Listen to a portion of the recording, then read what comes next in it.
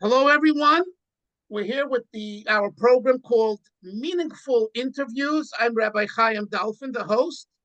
With me today is Marc Asnin, who is the co-author of the book that just was published, together with his co-authors Dovid Zaklikovsky, called The Oracle: Portraits of the Rebbe. And the book has made waves.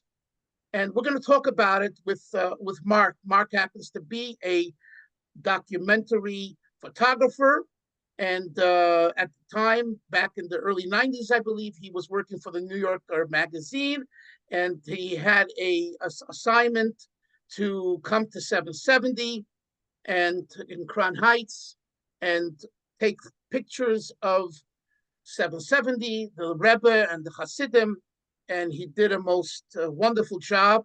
And that began, my understanding is, his connection to the Rebbe and Lubavitcher and Rabbi Krinsky and everyone else. And I wanted to say hello, shalom. And Shalom. I've personally had the last week or so many conversations and then dialogue back and forth. It's been wonderful. And especially when Marc told me that you're wearing your yarmulke, as everyone can see on the screen now, and tzitzis, and he's a proud Jew. He grew up in Shipshead Bay, Brooklyn, a neighbor of mine. I live in Borough Park, Brooklyn. So I took my driving test, Marc, there. That's where I got my license. That's where I got my license. Wide streets out there. I remember it like now. Yeah. And although he had what he told me, a negative experience in Judaism growing up, but he's come back stronger and better and connected to Hashem. And he tells me that the Rebbe, Lubavitch, and the Rebbe in particular is a large part, or maybe the main reason that he's on his reconnecting with his roots. So welcome, Marc, to the program. Thank you, Rabbi. Thank you.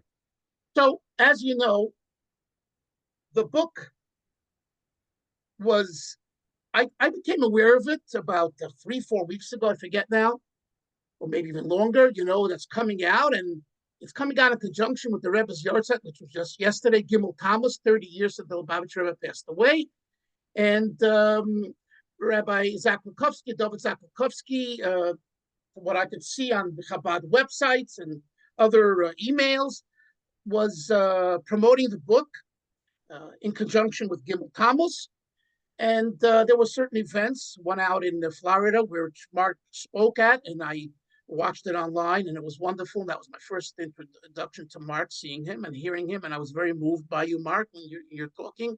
I felt it was sincere and honest. Really, you weren't one of those speakers, who's polished up, and you just spoke from the heart. And that's the type of speaker I am, and I related to that. And then came the bomb, the bombshell. The bombshell came when I received an email, and I think it's the same email that's on the screen now, from I believe a Chabad rabbi. He doesn't say he's a rabbi, but in Beijing, Rabbi Freundlich. And he's the head shliach in Beijing. He's the shliach, in the main shliach in Beijing, and he calls for the banning of the book and the burning of the book. Because it includes an article by Alan Nadler, Professor Nadler of Drew University, and Chabad was offended by the article, and it bordered on, I'm not going to say heresy, but it bordered on, it was insulting. It was degrading and insulting, that the way we Chabadniks perceived it, and we didn't understand how does one give a tribute to the Rebbe and to Lubavitch and to God in the same book, which is tremendous. 200, I don't know, 250 pictures and interviews. It's a masterpiece. It's a beautiful piece. A little expensive, but that's the way it is, because it's all color. And so I, as someone who I'm an author of many, many books. I'm a speaker, and I like to think of myself as being open-minded and giving everyone a fair chance. So I asked Marc, well, actually, Marc asked me.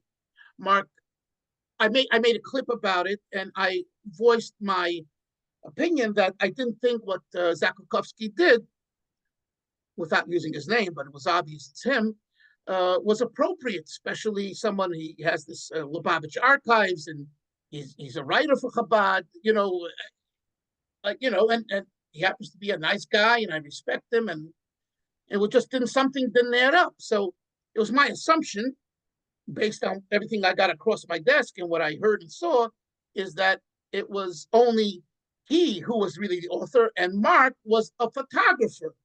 The book wouldn't come out without Marc's photography. There's no question about it. Okay, and it was like a genius idea, combined interviews that Dovid did, and together with Marc's photography, and you have a masterpiece, which it is.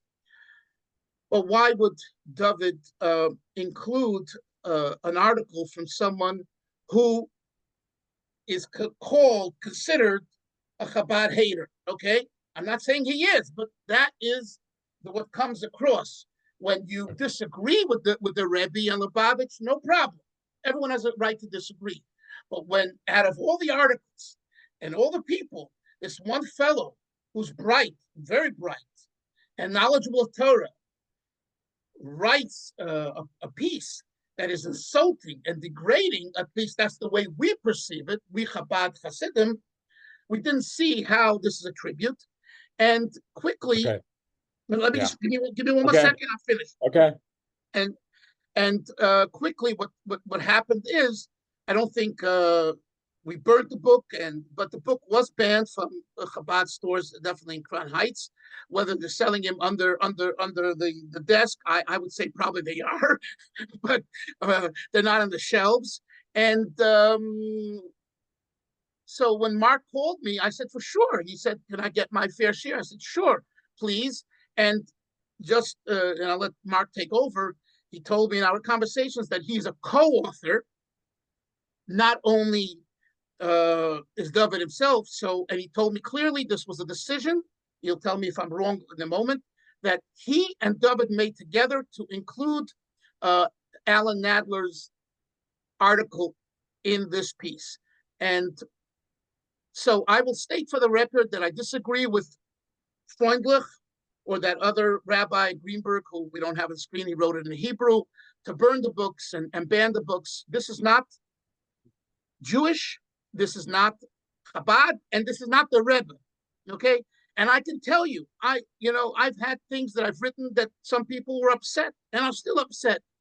But to go and ban and destroy, and this is vigilantes, and it's not acceptable. So I want to make it clear from my perspective, and I'm no spokesman for Chabad. I'm a Chasid. I grew up in Lubavitch. I was born, and I will go from this world as a Lubavitcher, and I can tell you that this is not the way my teachers taught me, and not what the Rebbe said. So, Marc, you have the floor now. Thank you for sharing. Thank you, Rabbi. So, one, that's very good news to hear, and it brings joy to my heart and intellectually and spiritually that you said, as someone who was born as a Lubavitcher and someone who deeply is connected to the Rebbe and to the Chabad movement, which that's what it is today. It's a movement that you condemn burning of books. And obviously I wasn't born Lubavitch. Not from yet. Okay, maybe. But the question for me is, it's important, and I'm, again, very moved to hear that you condemn this, because one, I don't believe everything I've learned about the Rebbe over the last 32 years in my interaction, that's the spirit of the Rebbe. And just for the record, for people, whoever's watching this, the Rebbe came here as a refugee to the land of America. And maybe some people would describe, he came here for the ultimate freedom of expression is your religion. Okay, we could argue that maybe that's the most important part of the concept of freedom of expression. He came from a place he didn't have that, or his family, the people who came here as refugees, and that on the 30th anniversary of his death, you have shluchim calling for burning of books. To me, that's disgraceful in the memory of the Rebbe. With that said, the other rabbi you brought up, Greenberg, it's not only him calling for the burning of books. He actually says in there he supports the burning of Alan Nadler and anyone associated with the book. I want you to know that the authorities have been informed of this, because that's just not in a free society, you can't be threatening to burn books. And I know the Hasidim are not going to like this. That's the same mentality of Khomeini putting a death, a contract on Solomon Rushdie. This is not correct.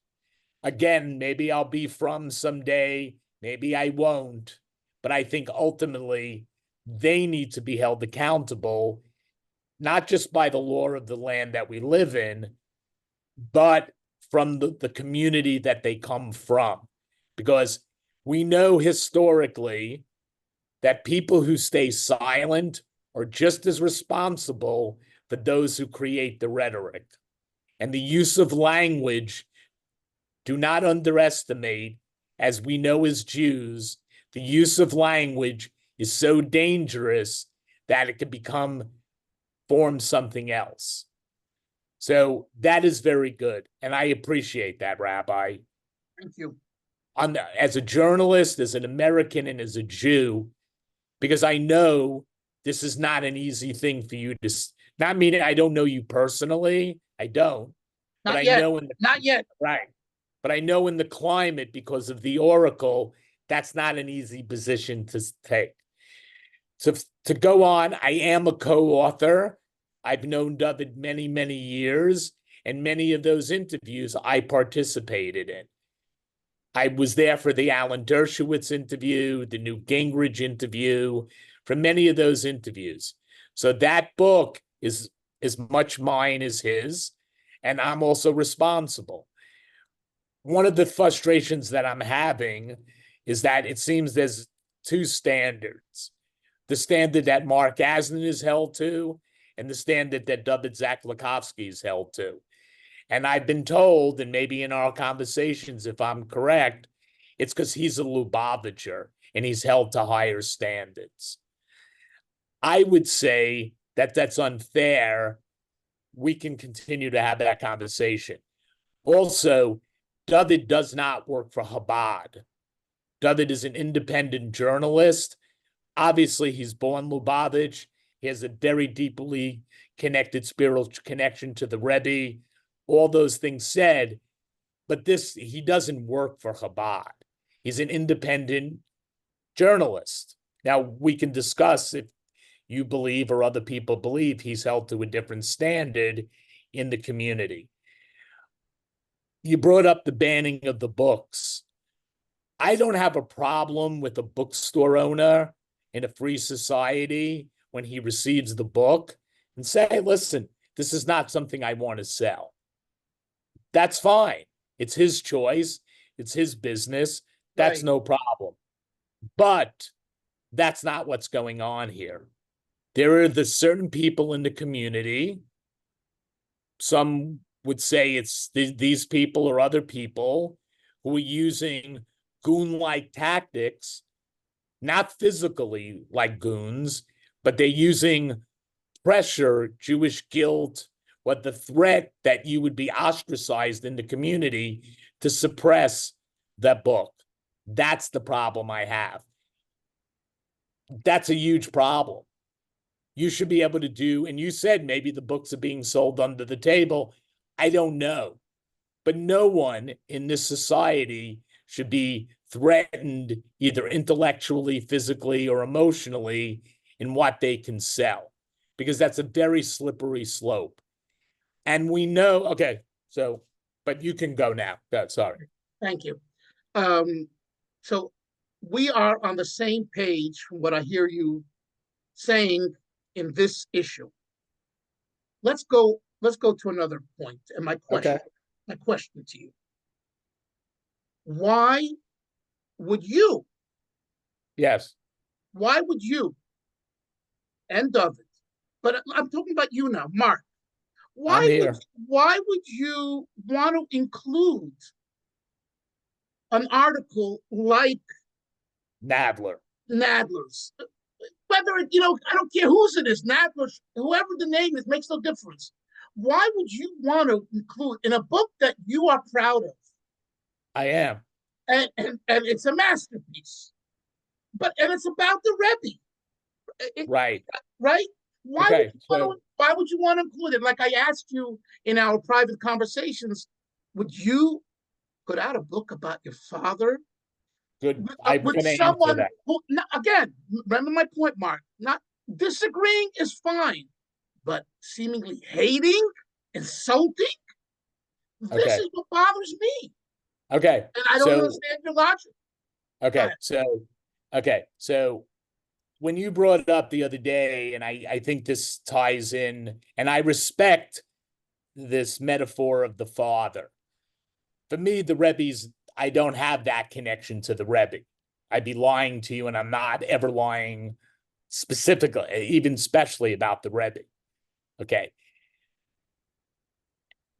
With this idea of like, if someone said something about my father, I thought about it. When my mother died when she was 55 years old and I was 30 years old, that was a shock to my father. She died within 6 months. It was his whole life disappeared. And a year later, my father could not come to grips with, on the anniversary of my mother's death, living with that. Now, if you have empathy, you understood he was heartbroken, maybe he had mental health issues. There could be many things. And when this all went down, I was alone. I'm an only child. My father now was in a mental institution. And my parents' best friends, who, when I was a kid, they were always the better Jews. They did everything perfectly. They did the perfect Passover. Okay, that's my own mishigas, okay? But when those friends found out that my father was in the mental hospital, the wife, who was sort of like a godmother or an aunt to me, told me, and I was on a payphone on 67th Street in Columbus Avenue in Manhattan, and I'll never forget it, that I had to accept that my father was a weak man. Do you know how devastating that was to me? Terrible. Okay. I wrote her an incredibly vicious letter attacking her and defending my father. Never got a response. And then when I finally got the response, she went on to attack me. Okay. That was hard for me, and I do respect and hear you that for you or people in the community, you're seeing that and saying, now I may not agree with you that Nadler hates the Rebbe or Chabad. That's a different issue. He clearly doesn't like Chabad and he doesn't respect the Rebbe. That I would agree. But also he has the right of his freedom of expression. Okay, but getting back to the father thing, ultimately, even at a young age in my 30s, I was able to, and I talked to my father about this when he got out and continued his life. There was nothing weak about my father. My father was never a weak man. And ultimately, all that matters is my connection to my father. That woman and her anger and her anxiety because my mother died so quickly and it put her own mortality into play, I don't really care what that woman says. It did hurt me, Rabbi. I'm not telling you it didn't. I'm not lying here. I'm always a straight guy. It hurt me, but ultimately, it was okay. And when Rabbi Levi Baumgarten and my cousin Yehuda Klapman buried my father, I told Levi, you stick to the prayers. You didn't know my father. But ultimately, Levi, at the graveside with many of my friends who were not Jewish, many of them police officers. Levi got up there and started talking about how I was a very gentle son. And I told Levi, you got to stop talking and back up. I loved my father, but after my mother died, there was a lot of hard love. Okay? And I ultimately think you need to tell the truth. So even though I love my father, okay. So I don't think Nadler, his article is full of hate. I don't. I know he doesn't like the Rebbe. He didn't like him at 16 years old. I don't agree with Nadler. I don't. But why would you put it in the book? Because I think it's important to have an opposite point of view. I do. I think it's okay. And listen, this is the truth, Rabbi. I wanted, me personally, other people that were not all down with the Rebbe. I did. Dovid ultimately didn't want that. Now, Dovid is as responsible. I didn't know who Alan Nadler was. Okay, it doesn't matter the names of people. And the people that I wanted in the book, I don't have respect for. But I was interested in their point of view. I also, in our conversations, and you brought up this word, and I'm the one here today, okay? This book is not a tribute to the Rebbe. Okay?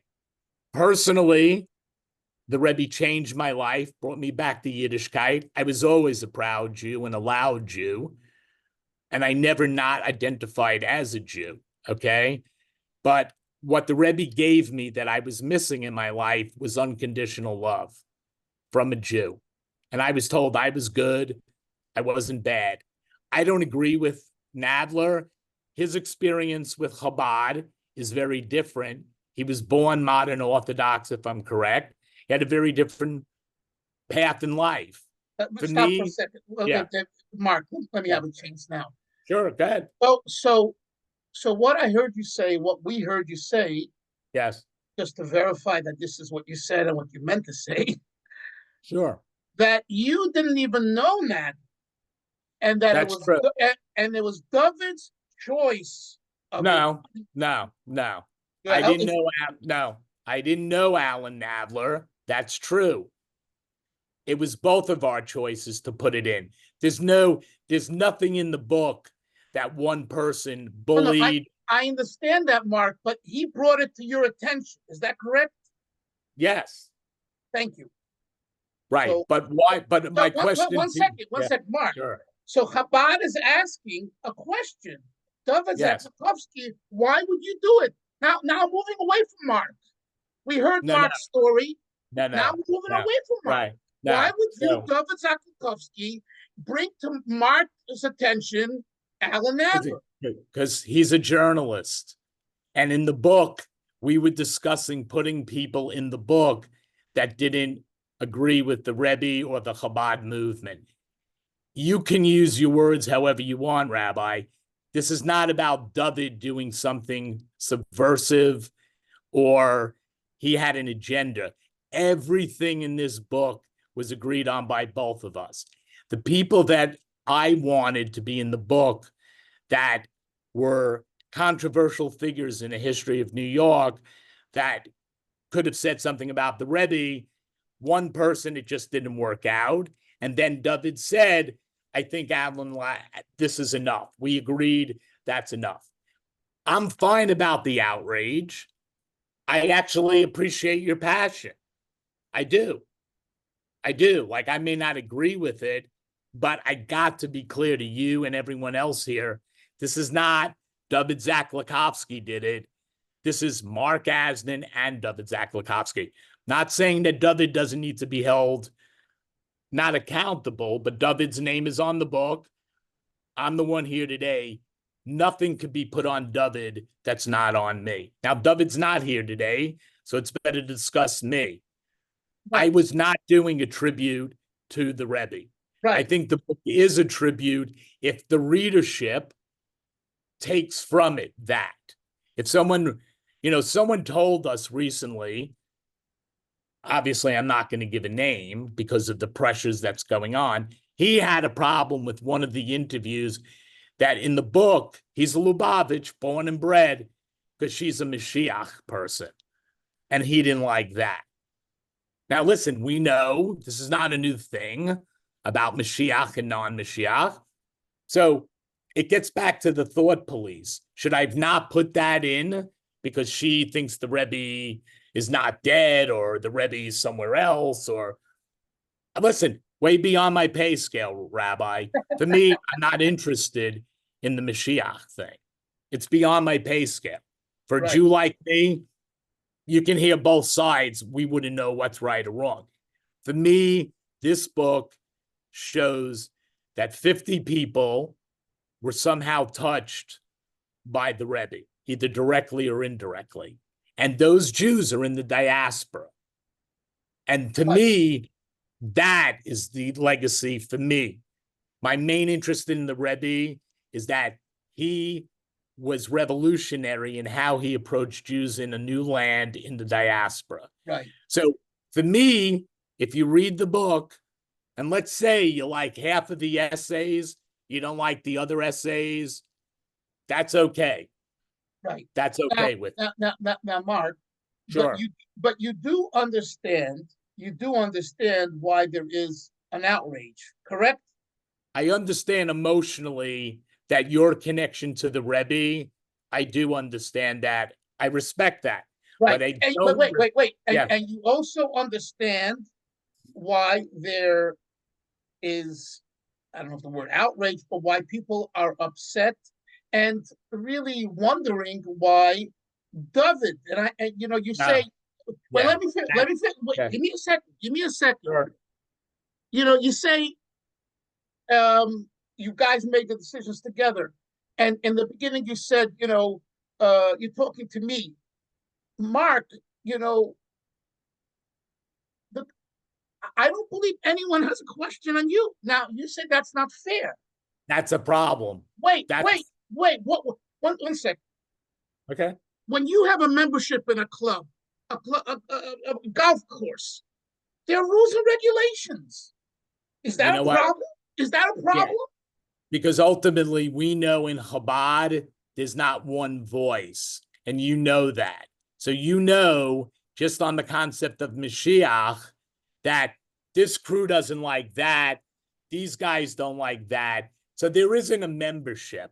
I know, but Mark, I hear you on those issues, and you're correct on those issues. But we're talking about the Rebbe in his core, pure being that you know about, his unconditional love, and let's keep it narrow. The issue is whether we should include someone who doesn't like the Rebbe. It doesn't like him and insults him. It doesn't like him and insults him. But listen, what do you do? I am sure you, and again, I support Alan Nadler. I can't get this more firm. I'm happy he's in the book. I don't regret it. I'm not backing up from it. But I don't agree with Alan Nadler. I don't. I understand. Okay. I understand. But also, one of the things, and you could tell me I'm misunderstood, and maybe I am. The Rebbe said there were no such thing as secular Jews, Reform Jews. We were all Jews. For me, that's the problem with Dovid getting a harder, harder criticism. Right, treatment.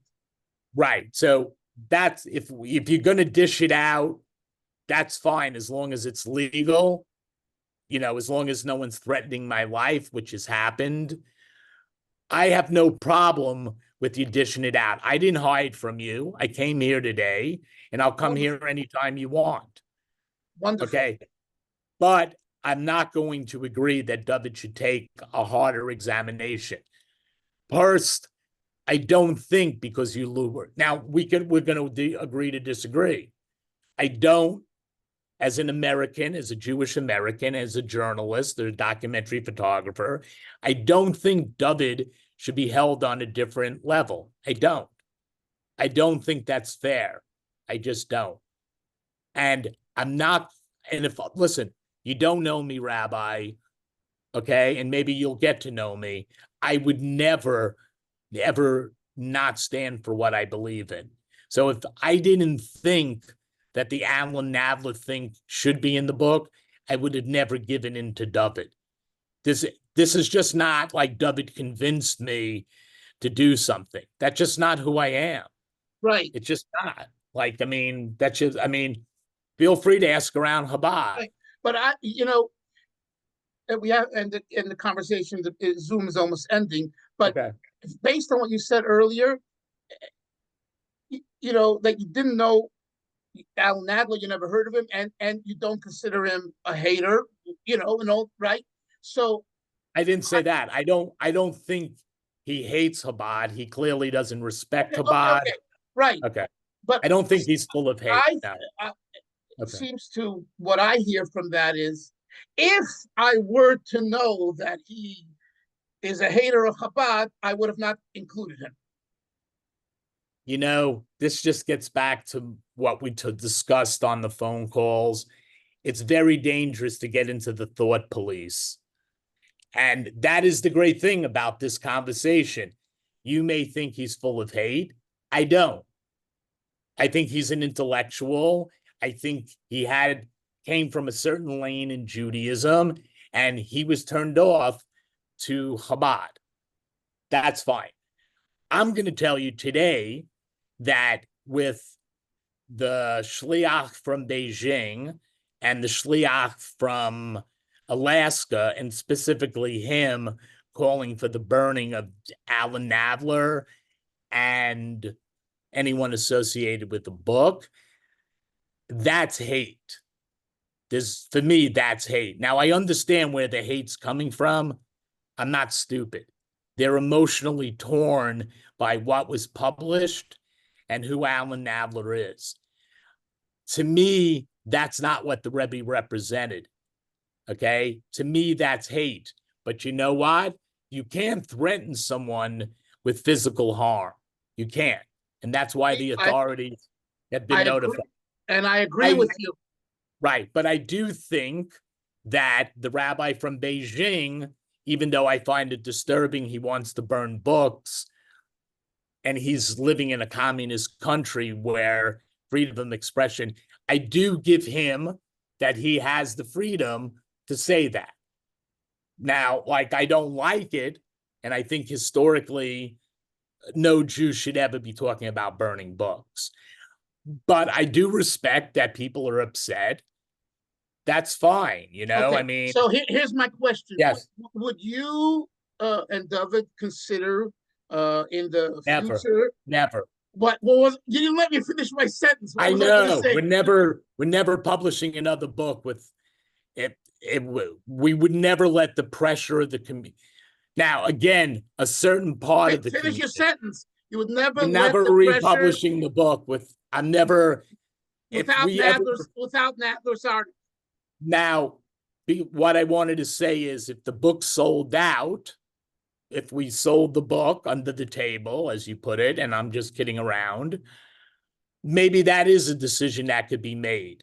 That would be only between Dovid and I. But let's be clear, the more certain people in the community try to bully us, that ain't happening. Because I may not be from, and I may become from, but the kind of Jew I was raised, there's no macho. Right. So if they want, and I respect that you invited me or we worked this out, and you didn't bully me, and I hope you think I didn't bully you. No. But there are people in the community, and I grew up in the world of Goodfellas, okay? And my grandfather was a Jewish gangster, okay? That's just straight up. I am not going to be bullied by some guys who think they're the thought police. Because you know why? It's not just dangerous for me, Rabbi. It's dangerous for you and anyone who wants to write anything. Now, you may never write a book and include Alan Nadler, but you may write something someday about some other Rebbe, and you don't want to be bullied and no one should ever threaten your life. Right. And you know what? Dovid has many young children. My children are grown. They're on their own. But could you imagine that last night Dovid had to go to bed with his wife thinking that someone in his community threatened to bring physical harm to him? That's why I'm here.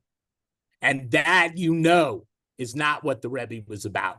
And Right. historically, the Rebbe, the Jacobson, who was the editor-in-chief of the Algemaya, either wrote him a letter or saw him in a meeting and told him there was pressure. We have 50 seconds. Okay, Rabbi, well, I can do this any day. I would just hope people lower the temperature. You don't want to buy the book. Stop threatening us, and people should speak out against the thought police, right, or physical. I just want to say that none of this should, God forbid, dampen your connection to God, Never. your connection to the Rebbe, and your love for the Jewish people, and just continue going from strength to strength.